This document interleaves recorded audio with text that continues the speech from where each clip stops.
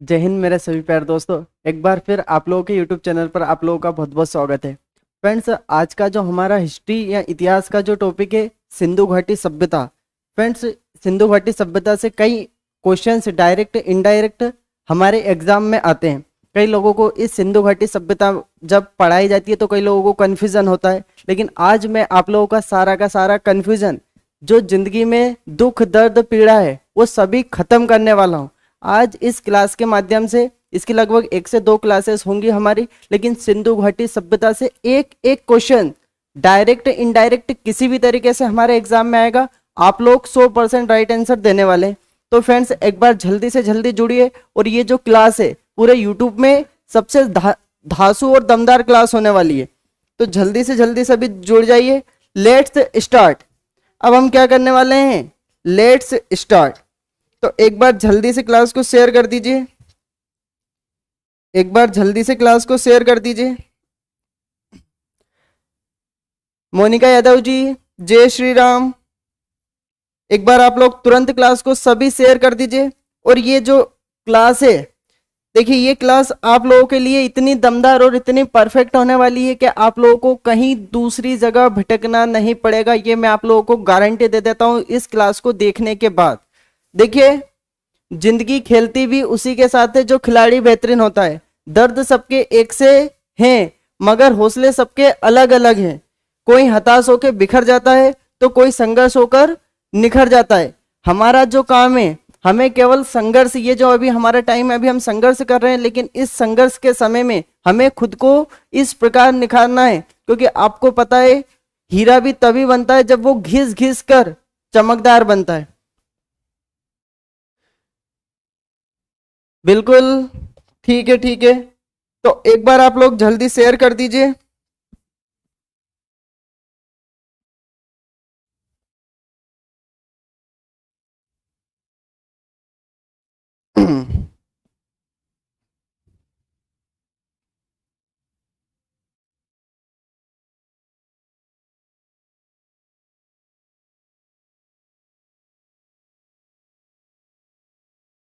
बहुत बढ़िया।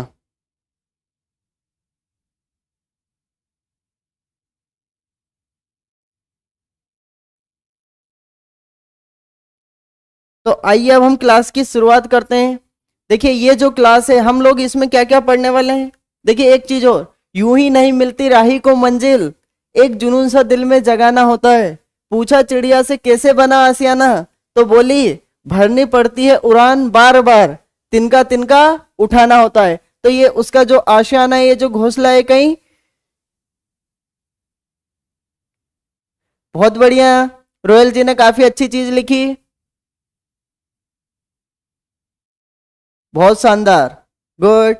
तो देखिए, आज हम जो चीज पढ़ने वाले हैं, ये पूरे यूट्यूब के इतिहास में अनोखी चीजें मिलेंगी आज आप लोगों को। इस चीज की मैं आप लोगों को गारंटी दे देता हूं कि इसे पढ़ने के बाद आप लोग बहुत अच्छा फील करेंगे। इंडस वैली सिविलाइजेशन को आज हम पढ़ने वाले हैं। देखिए, ये जो सिविलाइजेशन है, पहले इतिहास में इसे नहीं पढ़ा जाता था, इतिहास में इसके बारे में कुछ जानकारी नहीं थी। लेकिन धीरे धीरे धीरे जब यहाँ से ये जो सिंधु घाटी सभ्यता है, देखिए सिंधु घाटी सभ्यता के लोगों को भी नहीं पता होगा कि हमें बाद में सिंधु घाटी सभ्यता, ये जो वर्तमान में जो मानव ने इस सभ्यता को नाम सिंधु घाटी सभ्यता दिया, क्योंकि उस समय जब ये लोग रहते थे तो ये रहते थे, लेकिन जब हम लोगों ने खोज करी तो हमें सबसे पहला जो वर्तमान में क्षेत्र है हड़प्पा, वो मिला। तो हमें लगा कि यार ये हड़प्पा सभ्यता है। उन लोगों को भी नहीं पता होगा कि ये हम जो सभ्यता बसा रहे हैं, ये सिंधु घाटी सभ्यता है, हड़प्पा सभ्यता बसने वाली है।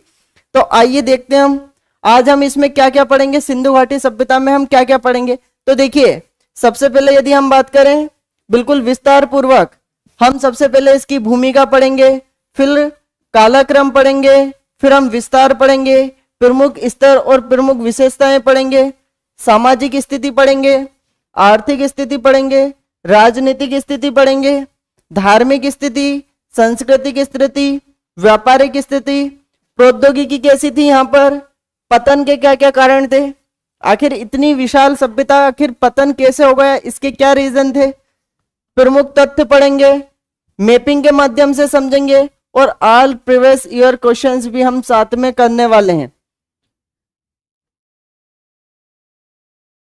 बिल्कुल, कपिल मीना जी हमारे साथ जुड़ चुके हैं, बलराम जी भी हमारे साथ जुड़ चुके हैं, इति जी भी हमारे साथ जुड़ चुके हैं। देखिए इस सभ्यता के बारे में बहुत क्वेश्चंस एग्जाम में आते हैं और मैं गारंटी देता हूं 1 से 2 क्लास के बाद आप लोगों के बिल्कुल दुख दर्द दुनिया में खत्म हो जाएंगे, यहां से यदि कोई क्वेश्चन आएगा। देखिए सिंधु घाटी सभ्यता एक परिचय की यदि हम बात करें तो करते हैं हम अब स्टार्ट। देखिए जो सिंधु घाटी सभ्यता है, यदि हम भारत की बात करें तो ये भारत के पश्चिमोत्तर भाग में स्थित है। किधर स्थित है? ये पश्चिमोत्तर भारत में स्थित है। तो देखिए पश्चिमोत्तर भारत में लगभग त्रिभुजाकार क्षेत्र में विस्तृत ये जो सभ्यता है किस आकार में फैली है? तो ये जो आकार है लगभग त्रिभुजाकार आकार है। क्षेत्रफल की हम बात करें तो लगभग 20 लाख वर्ग स्क्वायर किलोमीटर अभी तक ज्ञात स्थलों के आधार पर। देखिए यदि हम बात करें, कई बार क्वेश्चंस फिर भी पूछ लिया जाता है, तो वैसे इसका जो क्षेत्रफल माना गया है 12,99,600 वर्ग किलोमीटर। ये भी आप लोग याद रख लेना क्योंकि कई बार फैक्ट के तौर पे पूछा जाता है। देखिए ये जो भारत का पश्चिम और उत्तर वाला क्षेत्र है, यहाँ पर एक सभ्यता का जन्म हुआ, एक सभ्यता विकसित हुई। इन लोगों को भी नहीं पता था कि इतिहास में बाद में हमें पढ़ा जाएगा, हमें सिंधु घाटी सभ्यता के नाम से जाना जाएगा, क्योंकि सिंधु नदी बहती थी इसलिए हमने इसे सिंधु घाटी सभ्यता नाम दिया। पहला हड़प्पा खोजा गया था इसलिए हम लोगों ने इसे हड़प्पा सभ्यता नाम दिया। तो आइए हम जानते हैं पहला क्वेश्चन। देखिए यदि हम लोगों से क्वेश्चन से पूछ लिया जाए सिंधु घाटी सभ्यता संपूर्ण क्षेत्र का आकार किस प्रकार का था, बताइए। वर्गाकार, आयताकार, त्रिभुजाकार, गोलाकार। जल्दी से इसका आंसर चिपका दीजिए सभी। प्रिया गुप्ता जी हमारे साथ जुड़ चुकी है। देखिए आप लोग किसी भी एग्जाम की तैयारी कर रहे हो, चाहे पीएससी की तैयारी कर रहे हो, यूपीएससी की तैयारी कर रहे हो, हर एग्जाम के लिए वैलिड है ये। इसका आंसर जल्दी से चिपका दीजिए ताकि हम देखिए एज इट इज ये क्वेश्चन सब हम लोगों से पूछा जाएगा तो कभी भी जिंदगी में कोई दुख दर्द नहीं होगा। बहुत बढ़िया। तो ये क्या आएगा? त्रिभुजाकार। बहुत बढ़िया। तो देखिए पहला क्वेश्चन हम लोगों ने कितनी आसानी से निकाल लिया, ये त्रिभुजाकार। देखिए सिंधु घाटी सभ्यता की यदि हम बात करें तो ये जो सिंधु घाटी सभ्यता है ये कुछ इस प्रकार हमें क्या मिलती है? त्रिभुजाकार मिलती है। इसमें उत्तर की हम बात करें तो उत्तर में जो इसका प्रमुख क्षेत्र है जिसका नाम है जम्मू कश्मीर में मिलेगा, और उसका नाम है जम्मू कश्मीर में क्या मिलेगा हमें? मांडा। क्या मिलेगा? मांडा मिलेगा, जो कि किस नदी के किनारे? चिनाव नदी के किनारे। देखिए आज वर्तमान में आप लोगों से क्वेश्चन से पूछे जाते हैं कि भारत का सबसे उत्तरी पॉइंट कौन सा है, भारत का सबसे दक्षिणी पॉइंट कौन सा है, भारत का सबसे पूर्वी पॉइंट कौन सा है, भारत का सबसे पश्चिमी पॉइंट कौन सा है। ठीक उसी प्रकार हमें यह भी तो पता होना चाहिए कि इस सभ्यता का विस्तार कहां से कहां तक था। तो इसका सबसे जो उत्तरी पॉइंट है ये मांडा है, जो कि जम्मू कश्मीर में पड़ेगा, चिनाव नदी के पास पड़ेगा। अब यदि हम बात करें इसका दक्षिण वाला भाग, तो ये दक्षिण वाला भाग कहां पर पड़ेगा? गोदावरी नदी के पास पड़ेगा। गोदावरी नदी के पास पड़ेगा और उसका नाम है दाइमाबाद। क्या नाम आएगा? दाइमाबाद। दाइमाबाद जो कि हमें महाराष्ट्र में मिलेगा, जो कि महाराष्ट्र में मिलेगा। क्वेश्चंस पूछ लिया जाएगा कि सबसे दक्षिणी पार्ट कौन सा है, तो दाइमाबाद, महाराष्ट्र, गोदावरी नदी। लेकिन कई बार क्वेश्चंस और भी डीपली पूछ लेगा तो गोदावरी नदी की भी एक सहायक नदी है जिसका नाम है प्रवरा नदी। क्या नाम है? प्रवरा नदी। तो प्रवरा नदी के तट पर मिलेगा ये। सबसे पूर्वी भाग की बात करें हम तो सबसे पूर्वी भाग इसका आएगा आलमगीर। आलमगीर आ जाएगा, जो कि मेरठ में, जो कि यूपी के मेरठ जिले में पड़ेगा, जो कि यूपी के मेरठ जिले में पड़ेगा, जो कि यूपी के मेरठ जिले में पड़ेगा। सबसे पश्चिमी भाग की बात करें हम तो सबसे पश्चिमी भाग का नाम क्या जाएगा? सुत कांगेडोर। सुत कांगेडोर। सुत कांगेडोर आ जाएगा, जो कि किस नदी के किनारे पड़ेगा? जो कि दाश्क नदी के किनारे पड़ेगा।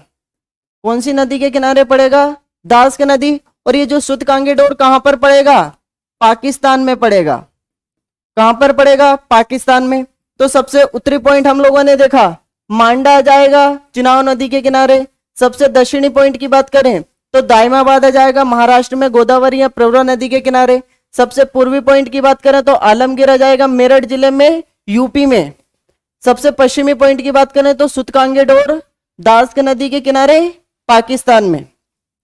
वर्तमान में हम लोगों से क्वेश्चंस पूछा जाता है कि भारत की उत्तर से दक्षिण लंबाई कितनी है, पूर्व से पश्चिम लंबाई कितनी है। तो ठीक इसी प्रकार इस सभ्यता से भी हमसे क्वेश्चंस पूछे जाते हैं। तो इसकी जो उत्तर से हम किसकी बात करें, दक्षिण की, यदि उत्तर से दक्षिण की हम इसकी बात करें तो हमारी जो इसमें जो लंबाई आ जाएगी कितनी आ जाएगी, लगभग 1400 किलोमीटर, लगभग 1400 किलोमीटर। और पूर्व से पश्चिम की यदि हम बात करें तो इसकी लंबाई कितनी आ जाएगी, लगभग 1600 किलोमीटर। कितनी आ जाएगी, लगभग 1600 किलोमीटर। बिल्कुल बिल्कुल, देखिए हर एक एग्जाम के लिए वैलिड है। आप किसी भी एग्जाम की तैयारी कर रहे हो, यहां से क्वेश्चंस आप लोगों का एक भी गलत नहीं होने वाला है बाबू। अब देखते हैं, जैसा कि मैंने आपको बताया सबसे उत्तर में क्या मिलेगा, तो सबसे उत्तर में बाबू क्या मिलेगा, मांडा मिलेगा, कश्मीर में मिलेगा, चिनाब नदी के पास मिलेगा। सबसे दक्षिण में क्या मिलेगा, तो देमाबाद या दायमाबाद मिलेगा, महाराष्ट्र में मिलेगा, गोदावरी नदी के किनारे मिलेगा। सबसे पूर्व की बात बताई मैंने, आलमगीर या आलमगीरपुर मिलेगा, यूपी में मिलेगा और हिंडन नदी के किनारे मिलेगा। याद रख लेना, किस नदी के किनारे, हिंडन नदी के किनारे। सबसे पश्चिम की बात करें हम तो सुतकांगेडोर, और ये सुतकांगेडोर पाकिस्तान में, पाकिस्तान के जो राज्य बलूचिस्तान में मिलेगा और दास्क नदी के किनारे मिलेगा। किस नदी के किनारे मिलेगा, दास्क नदी के किनारे मिलेगा। बहुत बढ़िया, आगे देखिए, आगे देखिए, आगे देखते हैं हम। तो देखिए ये जो सिंधु घाटी सभ्यता है ये कहीं ना कहीं इस प्रकार फैली है। ये देखिए पूरे भारत में कहीं ना कहीं ये इस प्रकार फैली है। तो ये पाकिस्तान से लेकर भारत और अफगानिस्तान तक फैली हुई सिंधु घाटी सभ्यता है, इसलिए इसका आकार कैसा है, त्रिभुजाकार आकार है। बहुत बढ़िया, आगे देखते हैं हम। अब यदि देखिए हम लोगों से क्वेश्चन से पूछ लिए जाएं, यदि हम लोगों से क्वेश्चन से पूछ लिए जाएं जैसे सिंधु घाटी सभ्यता का सबसे पूर्वी स्थल, तो आप लोग उत्तर में क्या लगा देंगे, आलमगीरपुर उत्तर प्रदेश में। सिंधु घाटी सभ्यता का सबसे पश्चिमी स्थान तो सुतकांगेडोर बलूचिस्तान उत्तर लगा देना। सिंधु घाटी सभ्यता का सबसे उत्तरी स्थल ये आप लोगों से पूछ ले तो मांडा लगा देना, कश्मीर में मिल जाएगा। सिंधु घाटी सभ्यता का सबसे दक्षिणी स्तर देमाबाद महाराष्ट्र टिक लगा देना। क्या टिक लगा दोगे, महाराष्ट्र टिक लगा दोगे। बहुत बढ़िया, बहुत बढ़िया। आगे देखिए क्वेश्चंस का आंसर दीजिए। सूची 1 को सूची 2 से मिलाइए। देखिए सूची फर्स्ट और सूची सेकंड, बताइए इस क्वेश्चन का जल्दी से आंसर चिपका दीजिए। इस क्वेश्चन का जल्दी से सभी आंसर चिपका दीजिए। काफी सिंपल क्वेश्चन है, सभी का आंसर आना चाहिए, सभी का आंसर आना चाहिए।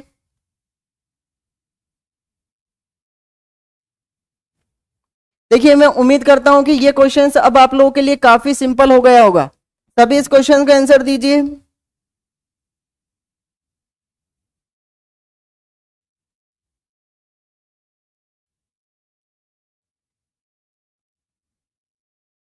बिल्कुल बिल्कुल, ये जो जीएस है आप लोग भारत के किसी भी एग्जाम की तैयारी कर रहे हो सभी के लिए वैलिड है। जल्दी से इस क्वेश्चन का आंसर चिपका दीजिए। अब देखिए यदि हम बात करें, समझिए इसे हम और छोटा कर देते हैं। अब बताइए, देखिए यदि हम बात करें सिंधु घाटी सभ्यता की उत्तरी सीमा, तो सिंधु घाटी सभ्यता की उत्तरी सीमा कौन बनाएगा, सिंधु घाटी सभ्यता की दक्षिणी सीमा कौन बनाएगा, सिंधु घाटी सभ्यता की पूर्वी सीमा कौन बनाएगा और सिंधु घाटी सभ्यता की पश्चिमी सीमा कौन बनाएगा। यदि हम इसकी बात करें तो सिंधु घाटी सभ्यता की उत्तरी सीमा रावी नदी बनाएगी, सिंधु घाटी सभ्यता की दक्षिणी सीमा सिंधु नदी आ जाएगी, पूर्वी सीमा भोगवा नदी आ जाएगी और पश्चिमी सीमा घग्गर नदी आ जाएगी। तो इसका जो राइट आंसर हमारा फर्स्ट ही हो जाएगा, फर्स्ट ही हो जाएगा। ये देखिए सिंधु घाटी सभ्यता की सबसे पूर्वी नदी हिंडन नदी, देखिए वो नदियां भी कहीं ना कहीं एक तरीके से उसका भी वर्गीकरण आगे हम और भी बहुत सारी नदियां भी पढ़ने वाले हैं, लेकिन वो क्वेश्चंस भी बीच में इसी प्रकार से एग्जाम में पूछा जाता है।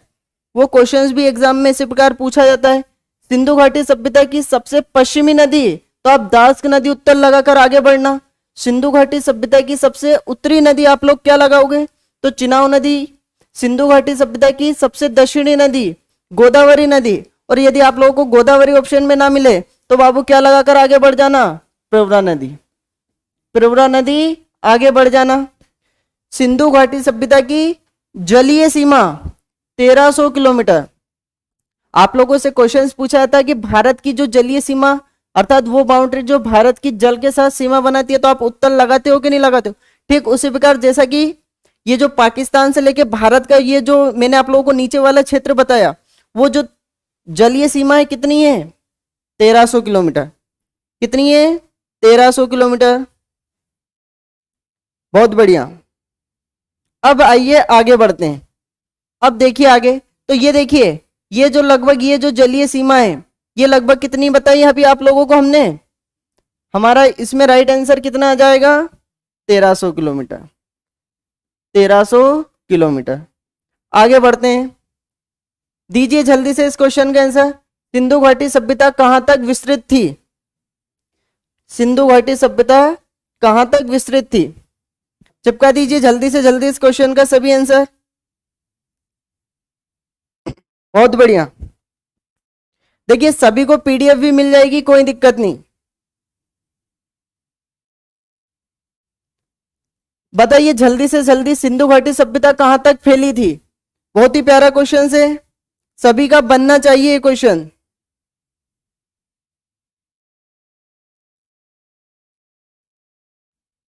बहुत बढ़िया। ठीक है, तो रोयल जी का डी आ रहा था, प्रिया जी का डी आ रहा था, बहुत बढ़िया। तो देखिए सिंधु घाटी सभ्यता कहां कहां तक फैली थी, तो ये पंजाब, पंजाब के बाद यदि हम बात करें राजस्थान, गुजरात, उत्तर प्रदेश, हरियाणा, सिंध, बलूचिस्तान, इन सभी क्षेत्रों में ये सिंधु घाटी सभ्यता के साक्ष्य मिले, प्रमाण मिले। आगे देखिए, तो देखिए ये आपका डी इसमें राइट आंसर हो जाएगा। अब और बात करते हैं हम, सिंधु घाटी सभ्यता पूर्वी एवं पश्चिमी विस्तार, जैसा कि अभी मैंने बताया पूर्व से पश्चिम सिंधु घाटी सभ्यता का विस्तार कितना था, 1600 किलोमीटर। 1600 किलोमीटर टिक लगाना और आगे बढ़ जाना। सिंधु घाटी सभ्यता का उत्तरी एवं दक्षिणी विस्तार 1400 किलोमीटर। सिंधु घाटी सभ्यता का कुल क्षेत्रफल हम लोगों से पूछ ले तो लगभग 20 लाख स्क्वायर किलोमीटर, और कई बुक क्या कहती है ये लगभग 12,99,600 स्क्वायर किलोमीटर मिलेगा। कई बुक में ये कितना मिलेगा, 12,99,600 स्क्वायर किलोमीटर मिलेगा। सिंधु घाटी सभ्यता का खोजा जाने वाला पहला स्थल कौन सा था, तो सिंधु घाटी सभ्यता का खोजा जाने वाला बाबू पहला स्थल कौन सा था, हड़प्पा था। इसीलिए हम ये पाकिस्तान में है, और इसीलिए इस सभ्यता को हम क्या बोलते हैं, हड़प्पा सभ्यता बोलते हैं। इसीलिए सभ्यता को हम क्या बोलते हैं, हड़प्पा सभ्यता। बहुत बढ़िया। आइए आगे देखते हैं। आगे देखिए, देखिए खोज एवं उत्खनन की अब हम बात करें तो देखिए बिल्कुल एक एक चीज बारीकी से समझते चलिए, आप लोगों को यकीनन मजा आने वाला है। क्लास जैसे ही खत्म होगी आप लोगों का जो कॉन्फिडेंस है 4 गुना बढ़ जाएगा। सिंधु घाटी सभ्यता के बारे में सबसे पहले 1826 में चार्ल्स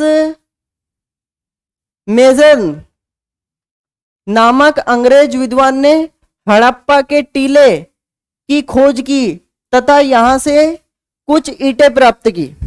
देखिए वैसे तो जो 7वीं शताब्दी है, 7वीं शताब्दी में भी लगभग यहाँ से कुछ ईंटें मिली थी। यहाँ से देखिए कुछ लोग, आप वर्तमान में एक चीज बताइए, जैसे आज आप लोगों का घर है, आप आपका घर बनाओगे तो जैसे आप लोगों ने घर खोदने के लिए गड्ढा खोदोगे नींव डालने के लिए या बीम कालम खड़ा करने के लिए, तो यदि आप लोग गड्ढा खोदोगे तो उसमें से कुछ साक्ष्य मिलेंगे, कुछ पदार्थ मिलेंगे, कुछ ईंटें मिलेगी। उसी प्रकार 7वीं शताब्दी के बाद यहाँ पे जब लोग बसे या घर बनाया तो उसके बाद एक और अंग्रेज व्यक्ति आता है जिसका नाम क्या है, चार्ल्स मेजन। क्या नाम है बाबू? चार्ल्स मेजन। और इसने 1826 में ये जो हड़प्पा वाला रीजन है यहाँ पे खुदाई की और यहाँ से खुदाई कर कर कुछ ईंटें प्राप्त की, किंतु इस सभ्यता का कोई उत्खनन नहीं हुआ, ना ही कोई बड़े पैमाने पर कार्य आगे बढ़ा। लेकिन उस समय जब इस सिंधु घाटी सभ्यता को खोजा गया, यहाँ से कुछ ईंटें मिली, तो ये अंग्रेज इतने चालू और इतने दिमागदार थे, इन्होंने सोचा कि यार यहाँ से कुछ मिल रहा है, मतलब यहाँ पर कोई लोग ऐसे लोग होंगे जो हमसे भी बहुत ज्यादा विकसित थे। इसलिए ये अंग्रेज भी कहीं ना कहीं चालू और दिमागदार थे, इसलिए इन्होंने इस सिंधु घाटी सभ्यता को, जैसे यहाँ से कुछ साक्ष्य मिले, इन्होंने मतलब खोदना या एक तरीके से चीजों के साक्ष्य ढूंढना बंद कर दिया। लेकिन धीरे धीरे आगे जैसे ही बढ़े, भारतीयों ने प्रयास करने लगे और फिर बहुत सारी चीजें खोजी। आगे देखिए, 1853 से 1856 में sir Alexander Cunningham, point note करना, अलेक्जेंडर कनिंघम के नेतृत्व में कराची से लाहौर के मध्य एक रेलवे लाइन का विकास किया जा रहा था। इस समय बंटन बंधुओं जॉन बंटन और विलियम बंटन द्वारा भी प्राचीन काल की कुछ ईंटें प्राप्त की गई, किंतु पुनः इस ओर ध्यान नहीं दिया गया। तो देखिए, सबसे पहले 1826 में चार्ल्स मेनन ने यहाँ पे खोज की, कुछ ईंटें प्राप्त की, लेकिन अंग्रेजों ने कोई ध्यान नहीं दिया। जब भारत में, आप लोगों को पता है, भारत में पहली बार रेलवे लाइन 1853 में बिछाई जा रही थी। उस समय 1853 से 1856 में यहाँ पर सर अलेक्जेंडर कनिंघम के नेटवर्क में कराची से लाहौर क्या बिछाई जा रही थी? रेलवे लाइन बिछाई जा रही थी। लेकिन इसके बावजूद इन्हें यहाँ पे क्या मिला? कुछ ईंटें मिली, फिर भी इन अंग्रेजों ने इस ओर ध्यान नहीं दिया। आप लोग सिंपल सा समझ सकते हो आखिर इन अंग्रेजों ने ध्यान क्यों नहीं दिया होगा, क्योंकि अब इन्हें धीरे धीरे समझ में आने लगा कि जो हम इतने तरीके से विकसित है, उससे पहले भी लगभग भारत में एक सभ्यता थी जिसे हम हड़प्पा सभ्यता बोलते हैं, और ये लोग हमसे कहीं ज्यादा गुना विकसित थे। यदि ये बात सारी दुनिया को पता चलती तो उन अंग्रेजों की क्या वैल्यू रह जाती कि वो तो आज विकसित हुए और भारत में लगभग 4000 साल पहले ही इतने विकसित लोग थे, इतने विकसित लोग थे।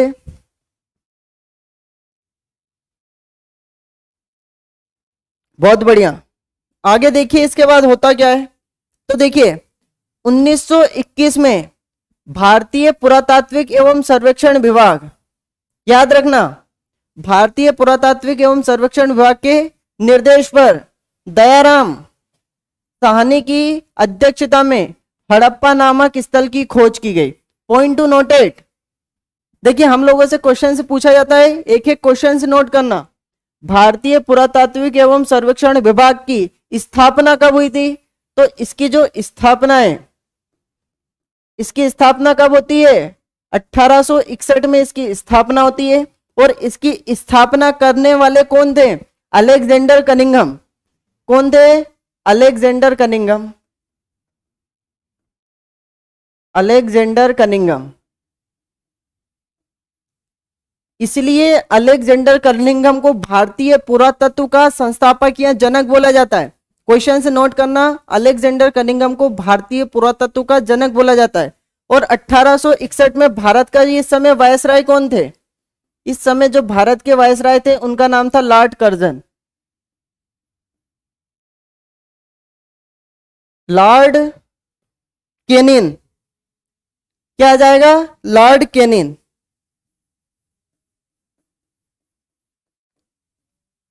अब इसके बाद देखिए, ये जो भारतीय पुरातत्व एवं सर्वेक्षण विभाग है, इसी के निर्देश पर 1921 में दयाराम साहनी ने किसकी खोज की? हड़प्पा की खोज की। इससे पुरातत्व विभाग का ध्यान विशेष रूप से इस सभ्यता की ओर आकर्षित हुआ।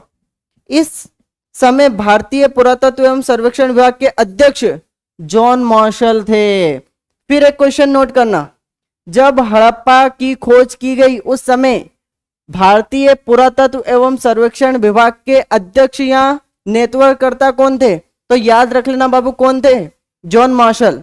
और ये जो जॉन मार्शल है 1921 की बात है, अलेक्जेंडर कनिंघम 1861 में की बात है। बहुत बढ़िया, बहुत बढ़िया। ठीक है, इसके बाद चलते हैं हम आगे। देखिए हड़प्पा सिंधु घाटी सभ्यता, हड़प्पा सिंधु घाटी सभ्यता का उत्खनन किया जाने वाला प्रारंभिक स्थल एवं प्रारूप स्थल है। हड़प्पा की खोज के बाद से वर्तमान तक इस सभ्यता के लगभग 1500 स्थलों की खोज की जा चुकी है और वर्तमान में यहाँ क्रम जारी है।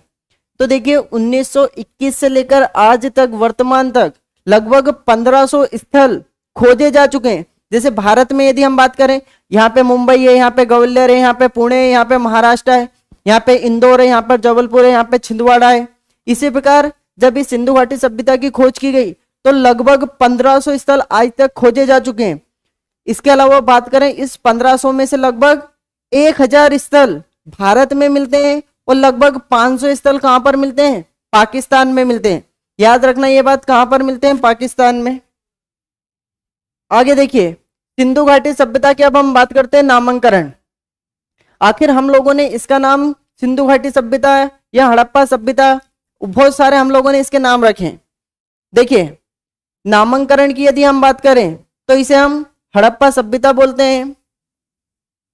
इसे हम क्या बोलते हैं बाबू? सिंधु घाटी सभ्यता, सरस्वती सभ्यता, प्रथम नगरीय क्रांति, कांस्ययुगीन सभ्यता। देखिए मैं सभी के एक एक करके रीजन बता देता हूं आप लोगों को। ये जो सिंधु घाटी सभ्यता का नाम हम लोगों ने हड़प्पा सभ्यता क्यों रखा? क्योंकि पहला खोजा गया नगर हड़प्पा था।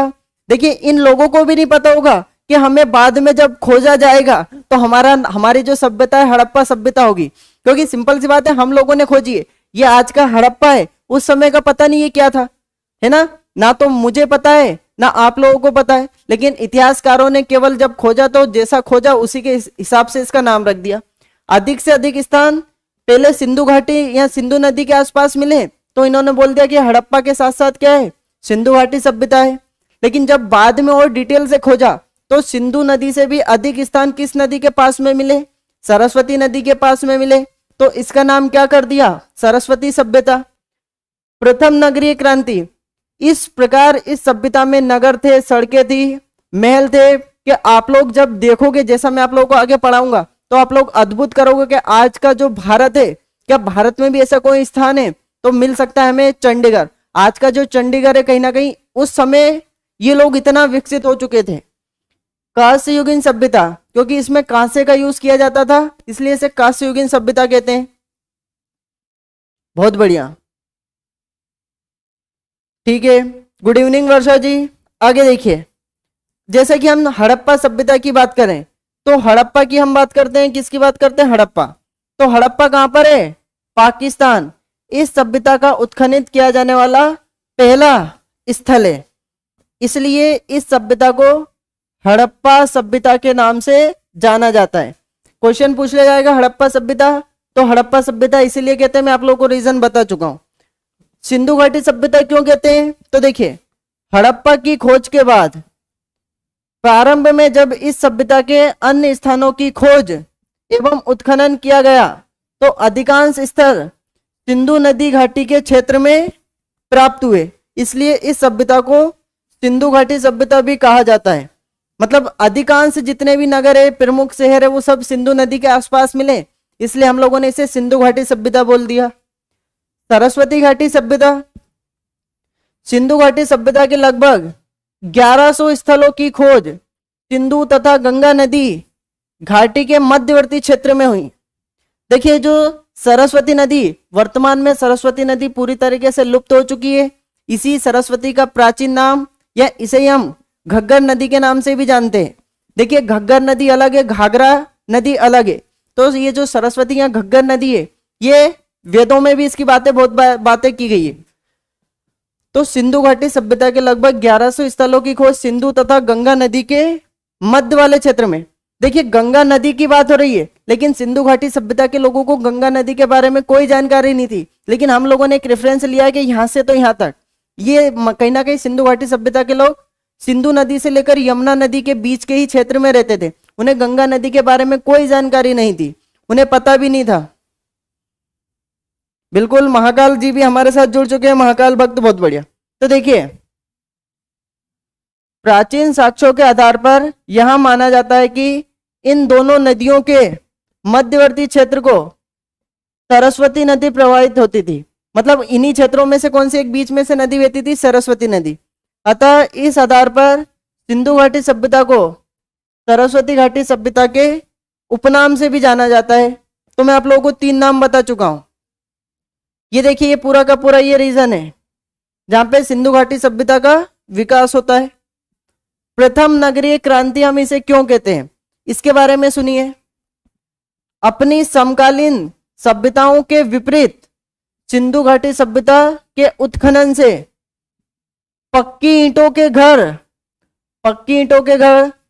पक्की सड़कों का निर्माण, सुनियोजित जल निकासी की प्रणाली, सुनियोजित नगर व्यवस्था इत्यादि के प्रमाण मिले। तो देखिए, हम लोगों ने इसे, जैसे यदि आप लोग आज वर्तमान में नगर में रहते हैं, आप भारत के किसी भी बड़े नगर के होंगे, तो एक तरीके से यदि हम बात करें तो नगरों की विशेषता क्या है?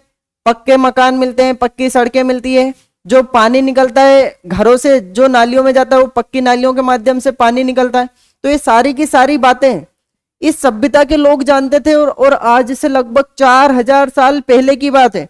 हम तो मॉडर्न आज हुए हैं, अंग्रेज भी मॉडर्न आज हुए, लेकिन उन अंग्रेजों को क्या पता था कि भारत में इतने विकसित लोग रहते होंगे।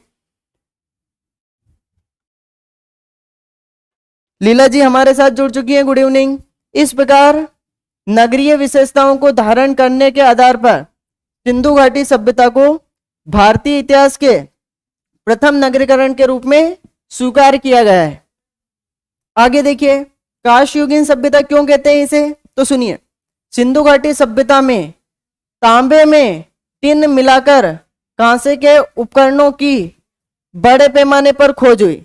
देखिए, हम लोगों से क्वेश्चंस पूछा जाता है, मनुष्य के द्वारा सबसे पहले किस धातु का यूज किया गया था, तो हम टिक लगाकर आ जाते हैं तांबा। लेकिन जब तांबे में आप क्या मिला देते हो? टिन, तो क्या बन जाता है बाबू? कांसा। यदि हम किसकी बात करें, तांबा प्लस टिन, ये दोनों किसका निर्माण करते हैं? कांसे का। और ये कांसा ही सिंधु घाटी सभ्यता में जितने भी मुख्य रूप से औजार मिले वो कहीं ना कहीं कांसे के मिले, इसलिए हम लोगों ने इसे काशयुगीन सभ्यता भी बोल दिया। इससे स्पष्ट होता है कि इस सभ्यता में भारत में पहली बार कांसे के प्रयोग का प्रचलन प्रारंभ हुआ, इसलिए इसे काशयुगीन सभ्यता के नाम से भी जाना जाता है। तो देखिए, मैं आप लोगों को हर चीज को काफी अच्छे से और डिटेल से हर चीज स्पष्ट तरीके से बता चुका हूं। सौरभ विश्वकर्मा जी हमारे साथ जुड़ चुके हैं, गुड इवनिंग। देखिए जीएस जी सर थोड़ा फास्ट प्लीज। देखिए, मेरा टारगेट है हर एक बच्चे को समझ में आना चाहिए, हर एक स्टूडेंट को समझ में आना चाहिए। जो पहली बार पढ़ रहा है उसे भी ये चीजें बिल्कुल स्पष्ट तरीके से समझ में आना चाहिए। अगर हम जल्दी जल्दी भागकर चलेंगे तो उसमें आपका भी लॉस होगा, और हो सकता है बहुत सारी ऐसी चीजें जो मुझे पता हो सकता है हम यहाँ पे मिस कर दें और हमारे एग्जाम में वो क्वेश्चन फंस जाए। तो हमें बिल्कुल हो सकता है आज की क्लास में नहीं, हम कल की क्लास में कवर कर लेंगे, लेकिन ऐसा पढ़ेंगे बाबू जमाने में जिंदगी में कभी भी सिंधु घाटी सभ्यता पढ़ने की जरूरत नहीं पड़ेगी। इस चीज की मैं आप लोगों को गारंटी दे देता हूं। देखिए, प्राचीन भारत के इतिहासकार के संदर्भ में मनुष्य द्वारा प्रयोग की जाने वाली पहली धातु तांबा थी। टिक लगाकर आगे बढ़ जाना। अगला क्वेश्चन, सिंधु घाटी सभ्यता की हम समकालीन सभ्यता की बात करें, क्वेश्चन से दिमाग में आता है क्या सर जब ये सिंधु घाटी सभ्यता इस दुनिया में थी या इस पृथ्वी पे थी तो इसके समकालीन और भी सभ्यताएं थी? तो बाबू थी। क्वेश्चन से पूछा जाता है हम लोगों से, सुनिए इसके समकालीन कौन कौन सी सभ्यताएं थी? तो एक तो थी मेसोपोटामिया अथवा सुमेरियन सभ्यता, मेसोपोटामिया की सभ्यता या सुमेरियन सभ्यता। इसी मेसोपोटामिया की सभ्यता को ही सुमेरियन सभ्यता बोलते हैं, जो कि दजरा और फरात नदियों के किनारे विकसित हुई थी। इसके अलावा और कौन सी सभ्यता थी? तो मिस्र की सभ्यता, नील नदी घाटी की सभ्यता। ये जो मिस्र की सभ्यता है किस नदी के किनारे विकसित हुई थी? नील नदी के किनारे। तो देखिए आगे देखते हैं हम। देखिए ये जो सभ्यता है समझिए, बहुत अच्छे से देखिए, बिल्कुल चित्र के माध्यम से हर एक चीज मैं आप लोगों की क्लियर करने वाला हूं। यदि हम बात करें तो ये अपना भारत है, और इस भारत में ये वाला ये जो क्षेत्र है, इस क्षेत्र में कौन सी सभ्यता थी? सिंधु घाटी सभ्यता। कौन सी सभ्यता थी यहाँ पे? सिंधु घाटी सभ्यता। और जब हम इस वाले रीजन में रहे तो यहाँ पर हमें एक सभ्यता मिलती है जिसका नाम है मेसोपोटामिया की सभ्यता। कौन सी सभ्यता? मेसोपोटामिया की सभ्यता। और इधर हमें ये जो नदी है मिस्र, एक देश है मिस्र जिसे इजिप्ट भी बोला जाता है, और यहीं से विश्व की सबसे लंबी नदी जिसका नाम है नील नदी वो गुजरती है। तो देखिए, एक तरफ हमें कौन सी सभ्यता मिल गई? हड़प्पा सभ्यता। यहाँ पे हमें कौन सी मिल गई? मेसोपोटामिया की सभ्यता। यहाँ पे हमें कौन सी मिल गई? मिस्र की सभ्यता या नील नदी की सभ्यता। एक और सभ्यता थी इसी के समकालीन, जिसे क्या बोला जाता है? चीनी सभ्यता। इसे ही क्या बोला जाता है? चीनी सभ्यता। चीनी सभ्यता। और ये जो चीनी सभ्यता किस नदी के किनारे विकसित हुई थी? हुआंगो नदी के किनारे। हुआंगो नदी के किनारे। लेकिन समझिए, यहां पर यदि हम बात करें तो यहां पर समझिए,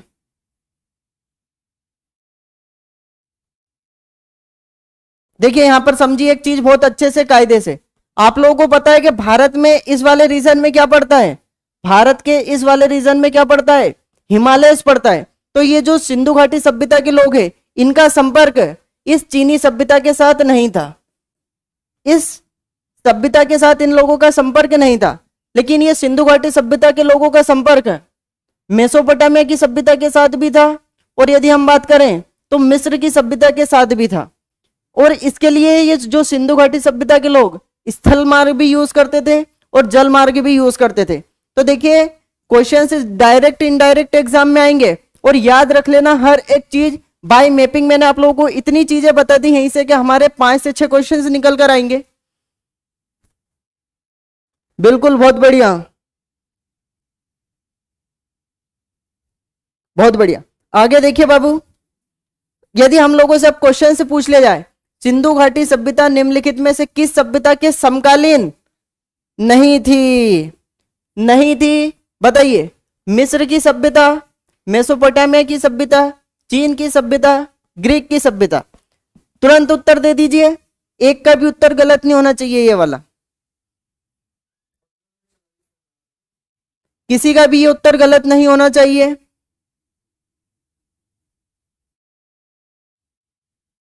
बहुत बढ़िया। देखिए लीला जी, हमारी क्लास डेली 7:30 से 8:30 बजे स्टार्ट हो जाती है। देखिए इति जी, मैं अभी आप लोगों को जस्ट पढ़ाया हूं कि ये जो सिंधु घाटी सभ्यता थी, सिंधु घाटी सभ्यता, मेसोपोटामिया की सभ्यता, इसके अलावा मिस्र की सभ्यता, इसके अलावा चीनी सभ्यता, तीनों के समकालीन थी। लेकिन चीनी सभ्यता का पता नहीं था इन तीनों को। ये जो तीनों सभ्यताएं ये आपस में अपना व्यापार तो करती थी, लेकिन इन तीनों सभ्यता को ये नहीं पता था कि इन्हीं के समकालीन एक और सभ्यता भी थी।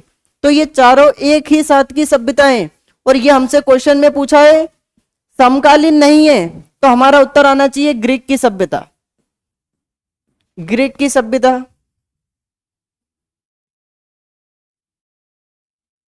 तो देखिए, अभी आप लोगों का जस्ट अभी मैंने पढ़ाया उसके बावजूद गलत हो रहा है। तो देखिए चीजों को अच्छे से समझिए, इतना डिटेल से मैं पढ़ा रहा हूं ग्रीक की सभ्यता। देखिए नोट, हम मेसोपोटामिया तथा मिस्र की सभ्यता के बारे में नहीं पढ़ेंगे, क्योंकि हमें सिंधु घाटी सभ्यता पढ़ना है। सिंधु घाटी सभ्यता के संदर्भ में तुलनात्मक अध्ययन करने तथा प्रासंगिक मुद्दों पर हम इन सभ्यताओं के बारे में आगे पढ़ेंगे। जब भी मैं आपको इन सभ्यताओं के बारे में भी, आज हम नहीं पढ़ेंगे लेकिन भविष्य में जरूर मैं इन सभ्यताओं के बारे में भी आप लोगों को पढ़ाऊंगा। लेकिन कौन कौन सी विशेषताएं सिंधु घाटी सभ्यता की थी और इन दोनों सभ्यताओं की थी, वो तुलना जरूर आज हम करने वाले हैं। आगे देखिए, देखिए क्या लिखा रहा है, मंजिल उन्हें ही मिलती है जिनके ख्वाब बड़े होते हैं, बल्कि मंजिलें उन्हें मिलती हैं जो जिद पर अड़े होते हैं। तो भले आप लोगों के ख्वाब बड़े हो तो मंजिल नहीं मिलेगी, क्योंकि सपने केवल उन्हीं के साकार होते हैं जो खुली आंखों से देखते हैं। बंद आंखों में देखे गए सपने कभी भी साकार नहीं होते। बहुत बढ़िया। आगे देखिए, यदि हम बात करें कालक्रम, समझते चलिए, सिंधु घाटी सभ्यता के कालानुक्रम के बारे में स्पष्ट एवं प्रामाणिक जानकारी का अभाव है। इसके दो प्रमुख कारण हैं। पहला, सिंधु घाटी सभ्यता की लिपि को अभी तक पढ़ा नहीं जा सकता है। देखिए, जो क्वेश्चन से आता है कि सिंधु घाटी सभ्यता को हम किस इतिहास में रखते हैं, तो इसे हम आद्य ऐतिहासिक में रखते हैं, अर्थात प्रोटो हिस्टोरिकल। और प्रोटो हिस्टोरिकल या आद्य ऐतिहासिक उस इतिहास को कहते हैं जिसके बारे में अभी तक लिपि को पढ़ा नहीं गया। तो देखिए, एक तो हमें जब हमने पढ़ा ही नहीं इसकी लिपि, तो हमें समय का पता नहीं है। दूसरा, सिंधु घाटी सभ्यता के स्थानों के लंबवत उत्खनन में समस्या के कारण अभी तक कोई ऐसा सुस्पष्ट साक्ष्य प्राप्त नहीं हो पाया है जिसके आधार पर इस सभ्यता के सही काल को ज्ञात किया जा सकता है। देखिए सुनिए, ये दूसरा पॉइंट क्या कह रहा है। जैसे आज ये जो हड़प्पा वाला रीजन है या हड़प्पा सभ्यता वाला रीजन है, आज सोचिए यहाँ पे घर बन गए, पक्के पक्के मकान बन गए। जब ये लोग उन बड़े बड़े मकानों में घर में रहते हैं, तो इन लोगों को भी नहीं पता था कि इनके धरती के नीचे या उस स्थान पर 4000 साल पहले एक सभ्यता विकसित हो चुकी थी जिसका नाम था सिंधु घाटी सभ्यता। आप ही सोचिए, जब ये लोग उस वाले रीजन के लोग जब घर बनाते होंगे, और जब घर बनाते होंगे तो जब वो जमीन को खोदते हैं तो हो सकता है वहां से कुछ अभिलेख मिलते हो, कुछ पत्थर मिलते हो, कुछ ईंटें मिलती हो, कुछ सोने के, कुछ जेवरात, बहुत सारी चीजें मिलती हो, और ये लोग घर में रख लेते हैं। तो सोचिए आप लोग कितना उस रीजन वाले क्षेत्र में, क्योंकि पक्के पक्के घर बन गए तो उसका खनन नहीं हो पा रहा है, तो स्पष्ट जानकारी का अभाव है। अभी तक हमें स्पष्ट जानकारी का अभाव है। देखिए, हालांकि खुदाई के दौरान प्राप्त अवशेषों के माध्यम से रेडियो कार्बन विधि द्वारा इस सभ्यता के काल को निर्धारित करने का प्रयास किया गया है।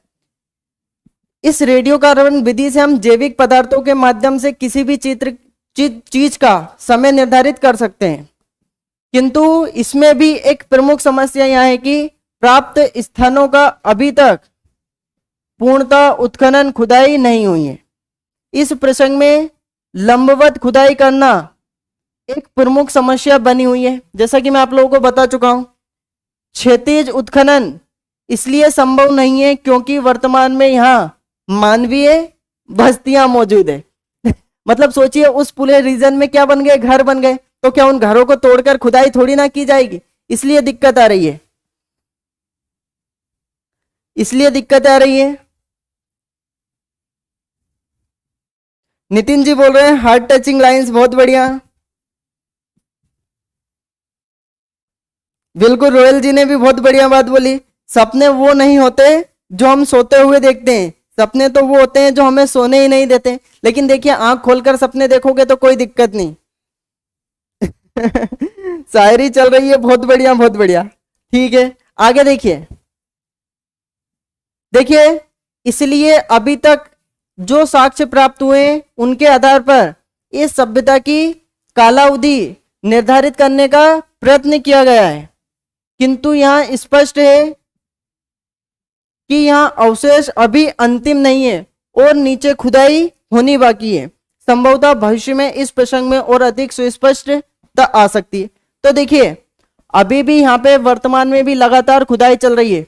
ना केवल यहाँ पे भारत के वैज्ञानिक, बल्कि ब्रिटेन, अमेरिका, इटली, फ्रांस, बहुत सारे देशों के वैज्ञानिकों ने खोज कर देखा है कि वास्तव में यहाँ पे कोई सभ्यता थी या केवल अफवाहें फैलाई जा रही है भारतीयों के द्वारा। तो बिल्कुल अफवाहें नहीं थी, और दुनिया के हर वैज्ञानिक जैसे यहाँ पे आते हैं, खुदाई करते हैं, उन्हें कुछ ना कुछ मिलता है और वो चकरा जाते हैं कि यार इतने विकसित लोग भारत की धरती पर रहते थे, आज इतने मॉडर्न लोग हैं, उससे भी कहीं ज्यादा व्यवस्थित और अच्छे तरीके के लोग इस सभ्यता के लोग थे। आगे देखिए, सिंधु घाटी सभ्यता को आद्य ऐतिहासिक काल पॉइंट नोटेड के अंतर्गत शामिल किया जाता है। आद्य ऐतिहासिक काल से तात्पर्य है कि इस सभ्यता के लिखित साक्ष्य मौजूद है, किंतु उसे अभी तक नहीं पढ़ा जा सका है। देखिए, ऐसा नहीं है कि लिखा नहीं है। आप लोगों ने मोहनजोदाड़ो मूवी देखी है ऋतिक रोशन की, और उस मूवी में एक सिंग वाले गेंडे का एक बार बार जिक्र आता है, और उस वो जो एक अभिलेख मिलता है उसमें कुछ लिखा रहा है, कुछ ऐसे अक्षर बने हुए हैं, कुछ ऐसे वगैरह अक्षर बने, लेकिन अभी तक इसकी लिपि को पढ़ा नहीं गया है। इसलिए हम इसे किस इतिहास में रखते हैं? आद्य ऐतिहासिक काल में रखते हैं। रेडियो कार्बन विधि के आधार पर सिंधु घाटी सभ्यता का काल लगभग 2350 से 1750 माना गया है। मोस्ट इंपोर्टेंट क्वेश्चन, सिंधु घाटी सभ्यता को किस इतिहास में रखा है? आद्य ऐतिहासिक काल में रखा है। सिंधु घाटी सभ्यता का निर्धारण हम लोगों ने किससे करा है? तो हम लोगों ने कार्बन 14 या रेडियो कार्बन विधि से कितना निर्धारित करा है? 2350 से 1750 ईसा पूर्व। ईसा पूर्व में सब कुछ पहली दूसरी क्लास में इतिहास में सब कुछ पढ़ा चुका हूं। आगे देखिए, इतिहास की यदि हम बात करते हैं तो देखिए हम लोग पाषाण काल को बहुत अच्छे से पढ़ चुके हैं, और पाषाण काल को हम प्राग ऐतिहासिक काल के अंतर्गत रखते हैं। इतिहास का वो समय जिसमें हम पत्थरों का यूज करते थे। सबसे पहले प्राग ऐतिहासिक काल अर्थात प्री हिस्टोरिकल। सिंधु घाटी सभ्यता को हम लोगों ने आद्य ऐतिहासिक में रखा, क्योंकि प्राग ऐतिहासिक काल में ना तो हमें लिपि का पता है ना लिखित साक्ष्य का पता है। आद्य ऐतिहासिक में लिखित साक्ष्य तो है, लेकिन अभी तक पढ़े नहीं गए। और ऐतिहासिक, जैसा कि मैं आप लोगों को अभी पढ़ा रहा हूं, स्पष्ट पढ़ा रहा हूं, हालांकि इस सभ्यता के बारे में पढ़ा रहा हूं, लेकिन ये लिखा है। जैसे 1857 की क्रांति, जैसे जो चीजें स्पष्ट तरीके से पता हो आप लोगों को, उसे हम बोलेंगे ऐतिहासिक, जिसके प्रमाण मिलते हैं।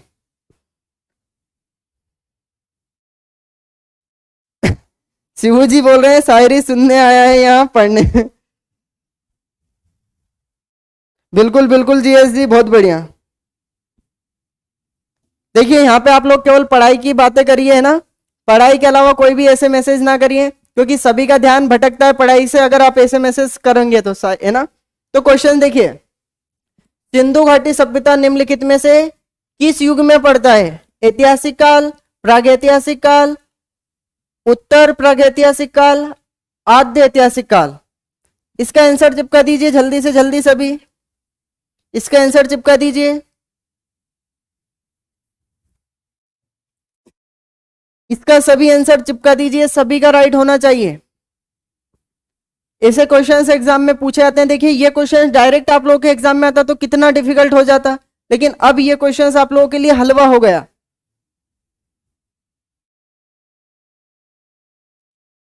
देखिए तो हम उत्तर क्या लगाएंगे? आद्य ऐतिहासिक काल, प्रोटो हिस्टोरिकल। देखिए आद्य ऐतिहासिक काल। आगे देखते हैं हम सिंधु घाटी सभ्यता की हम किसकी बात करते हैं? अब हमारे दिल और दिमाग में यह क्वेश्चन आता है, सर ठीक है आप लोग इस सिंधु घाटी सभ्यता की इतनी बड़ाई कर रहे हो, इतनी वाहवाही कर रहे हो, सर ये बताओ ये सिंधु घाटी सभ्यता आई कहां? ये लोग आए कहां से? क्या ये भारत के निवासी थे या दूसरे देशों से आए थे? आखिर ये आए कहां से थे? तो देखिए सुनिए, सिंधु घाटी सभ्यता के बारे में कुछ मत है। कुछ लोगों का कहना है कि सिंधु घाटी सभ्यता मेसोपोटामिया की सभ्यता के माध्यम से विकसित हुई। ये जो विदेशी लोग हैं, जितने भी विदेशी लोगों का मानना है कि सिंधु घाटी सभ्यता मेसोपोटामिया की सभ्यता से विकसित हुई। इसके अलावा यदि हम बात करें देसी लोगों की बात करें तो देसी लोग क्या कहते हैं? ईरानी बलूचिस्तानी सभ्यता, ईरानी और बलूचिस्तानी सभ्यता से सिंधु घाटी सभ्यता का विकास हुआ है। और कुछ देसी लोग बोलते हैं कि भारत की जो सोती सभ्यता है, भारत की जो सोती सभ्यता है, इस सोती सभ्यता से किसका विकास हुआ है? सिंधु घाटी सभ्यता का। तो अब हम लोग क्या बोलेंगे? सर हमें तो ऐसा लगता है इन तीनों में से भारत की सोती सभ्यता से किसका विकास हुआ है? सिंधु घाटी सभ्यता का। लेकिन देखिए हर जगह पर अपनी राष्ट्रभक्ति या अपनी देशभक्ति को ना लाया करे बीच में, क्योंकि हर बार राष्ट्रभक्ति देशभक्ति अच्छी बात है, लेकिन हर टाइम देशभक्ति राष्ट्रभक्ति के को बीच में कभी नहीं लाना चाहिए। आप पढ़े लिखे हो, इतिहास के जानकार हो सकता है जानकार नहीं हो, लेकिन उतना तो पढ़ा हो कि आप लोग एग्जाम को क्रैक कर सकते हो। एक नॉलेज इतना तो। कुछ वैज्ञानिकों का मानना है, कुछ विद्वानों का मानना है कि सिंधु घाटी सभ्यता का विकास मेसोपोटामिया की सभ्यता से हुआ। और हमारे जो कुछ देसी इतिहासकार है वो कहते हैं कि एक तो भारत की सोती सभ्यता से इसका विकास हुआ है और ईरानी बलूचिस्तानी सभ्यता से इसका क्या हुआ है? विकास। आखिर ये ऐसा क्यों बोल रहे हैं? हमें उस नजरिए को जानना है, उस चीज को हमें जानना है। देखिए सुनिए, मेसोपोटामिया की सभ्यता से सिंधु घाटी सभ्यता की उत्पत्ति, आखिर ये लोग ऐसा क्यों बोल रहे हैं?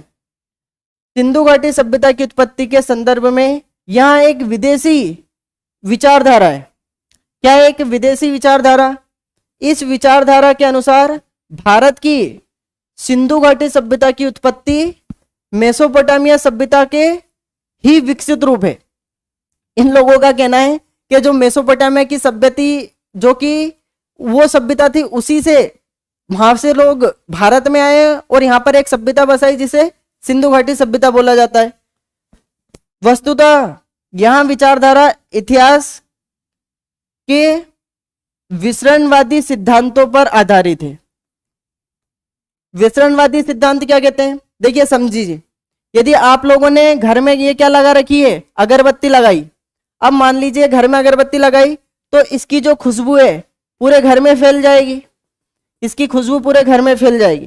तो इन लोगों का, विदेशी लोगों का यही कहना है कि पहले मेसोपोटामिया में कुछ सभ्यता, कुछ लोग विकसित हुए, उसके बाद ये लोग कहाँ आए? भारत वाले रीजन में आए और इन्होंने भारत में एक बहुत ही विकसित सभ्यता का विकास करा। आगे देखिए, विसरणवादी सिद्धांत का तात्पर्य कि एक सभ्यता का अपने मूल स्थान पर विकसित न होकर बाहरी सभ्यताओं के मिश्रण अथवा स्थानांतरण से विकसित होना। मतलब ये मेसोपोटामिया से आए हुए लोग हैं। इस विचारधारा के प्रमुख समर्थक Gordon Childe, John Marshall, Kramer D और डी कोसाम्बी तथा एच.डी. सांकलिया है। ये पॉइंट याद कर लेना, ये पॉइंट याद कर लेना कि कौन कौन लोग ये मानते हैं कि सिंधु घाटी सभ्यता का विकास विदेशी अर्थात विसरणवादी सिद्धांत के अनुसार हुआ है। तो इन लोगों के नाम याद रख लेना, Gordon Childe, John Marshall, Kramer, D Kosambi तथा एच.डी. सांकलिया। ये सारे के सारे लोग कहते हैं कि सिंधु घाटी सभ्यता का विकास मेसोपोटामिया की सभ्यता से होता है। देखिए, मेसोपोटामिया सभ्यता के लोग लगभग 2400 ईसा पूर्व भारत आए तथा यहाँ की परिस्थितियों के अनुसार एक नवीन सभ्यता सिंधु घाटी सभ्यता का विकास किया। इस विचारधारा के समर्थक दोनों सभ्यताओं में पाई जाने वाली समानताओं के आधार पर सिंधु घाटी सभ्यता की उत्पत्ति को मेसोपोटामिया की सभ्यता से जोड़कर मानते हैं। इन लोगों का कहना है कि कुछ चीजें हमें मेसोपोटामिया में मिली है और वही चीजें हमें सिंधु घाटी सभ्यता में मिली है। तो हो सकता है सिंधु घाटी सभ्यता जो विकसित हुई है कहीं ना कहीं मेसोपोटामिया की सभ्यता से ही विकसित हुई। लेकिन क्या हम ये कह सकते हैं कि केवल साक्ष्य मिल जाने से? अगर आप लोग ये बताइए, आज भारत की कोई सी भी चीज अमेरिका में जा रही है तो हम ये थोड़ी ना बोलेंगे कि अमेरिका की सभ्यता हम लोगों ने बसाई, या अमेरिका की कोई भी चीज भारत में मिल रही है तो हम ये थोड़ी ना बोलेंगे कि जो वर्तमान की भारतीय सभ्यता है अमेरिकन लोगों ने बसाई। हो सकता है वो एक दूसरे के साथ व्यापार भी तो करते हो, इसलिए चीजें एक दूसरे के देश में चली गई हो। लेकिन फिर भी इन लोगों ने कुछ बातें बोली है कि ये लोग लगभग 2400 ईसा पूर्व भारत आए और भारत में यहाँ पे रहने लगे और एक सभ्यता का विकास किया। आगे देखिए, उदाहरण के लिए दोनों सभ्यताओं में पक्की ईंटों का प्रयोग। ये कौन कौन सी समानताओं की बात कर रहे हैं? मेसोपोटामिया और सिंधु घाटी सभ्यता में दोनों सभ्यताओं में पक्की ईंटों का प्रमाण मिला है। लिपि का ज्ञान, कांसे का प्रयोग, मिट्टी के बर्तन के लिए चाक का प्रयोग, कृषि और व्यापार पर आधारित अर्थव्यवस्था, बेल की आकृति की मोहरें, याद रखना बेल की आकृति की मोहरें इत्यादि कुछ ऐसे तत्व हैं जो दोनों सभ्यताओं में समान रूप से मिलते हैं। इन लोगों का कहना है कि देखिए ये कुछ चीजें हैं, क्या है? दोनों में पक्की ईंटों का प्रयोग हुआ है, दोनों में कांसे का प्रयोग हुआ है, दोनों में कुछ ऐसी मोहरें मिली हैं जिस पर बेल के चित्र हैं। दोनों सभ्यताएं कहीं ना कहीं कृषि और व्यापार पर आधारित थी, इसलिए इन लोगों का कहना है कि मेसोपोटामिया से सिंधु घाटी सभ्यता का विकास हुआ। आगे देखिए, किंतु यहां विचारधारा तर्क संगत नहीं है।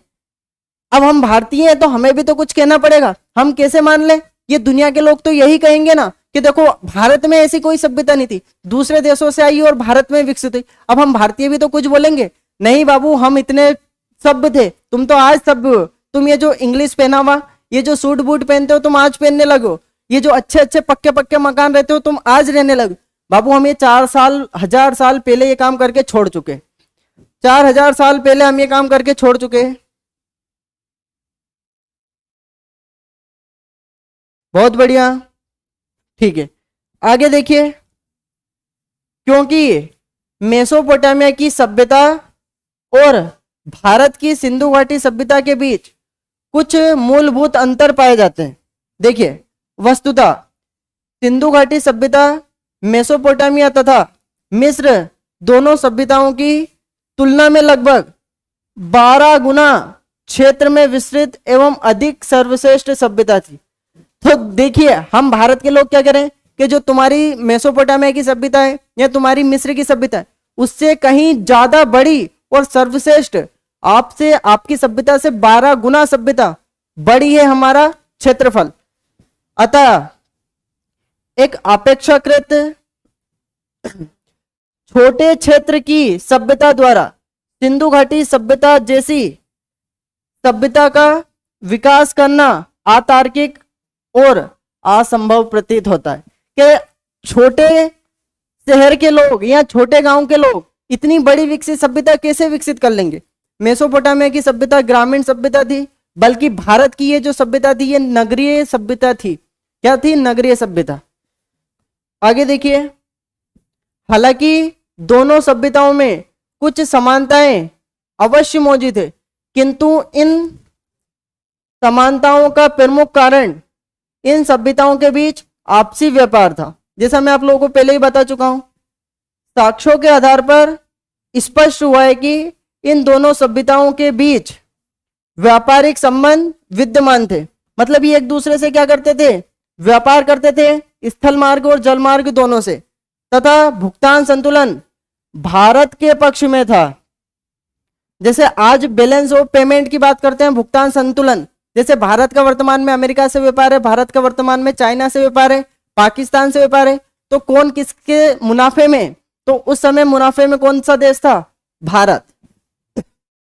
अतः वस्तुओं के आदान प्रदान के इस क्रम में स्वाभाविक रूप से इन सभ्यताओं में सामाजिक एवं सांस्कृतिक तत्वों एवं विशेषताओं की अदला बदली आदान प्रदान हुआ होगा।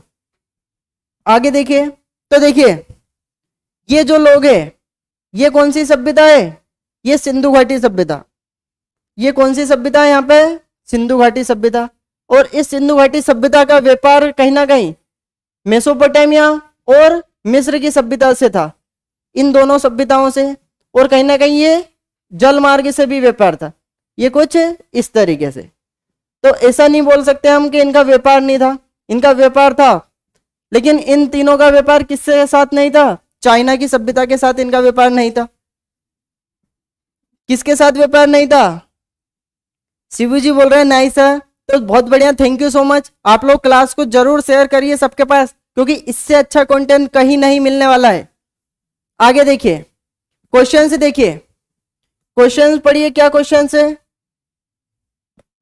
निम्न में से किस पशु की आकृति जो मोहर पर मिली है जिससे ज्ञात होता है कि सिंधु घाटी एवं मेसोपोटामिया की सभ्यता के मध्य व्यापारिक संबंध थे? घोड़ा, गाय, बैल, हाथी। जल्दी से जल्दी सभी इसका आंसर चिपका दीजिए।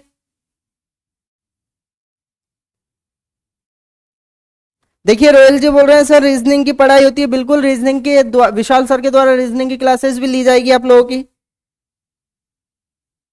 बहुत बढ़िया। तो जैसा कि मैंने आप लोगों को स्पष्ट बताया था कि कुछ मोहरें मिली है, और उस मोहरों में हमें किसका? बेल के साक्ष्य मिले। क्या मिले? बेल के चित्र मिले। मोहनजोदड़ो मूवी जरूर देख लेना, आप लोगों को समझ में आएगा। ये जो प्रमुख यहाँ के शहर है, जैसे हम पढ़ते हैं भारत में वर्तमान में कौन कौन से प्रमुख शहर है? दिल्ली, मुंबई, कलकत्ता, बंगाल, इंदौर। उसी प्रकार उस समय के प्रमुख शहर थे हड़प्पा, मोहनजोदड़ो, चंद्रहुद्रो, धोलावीरा। ये प्रमुख शहर थे जिनके बारे में हमसे एग्जाम में पूछा जाता है। तो देखिए बेल हमारा राइट आंसर।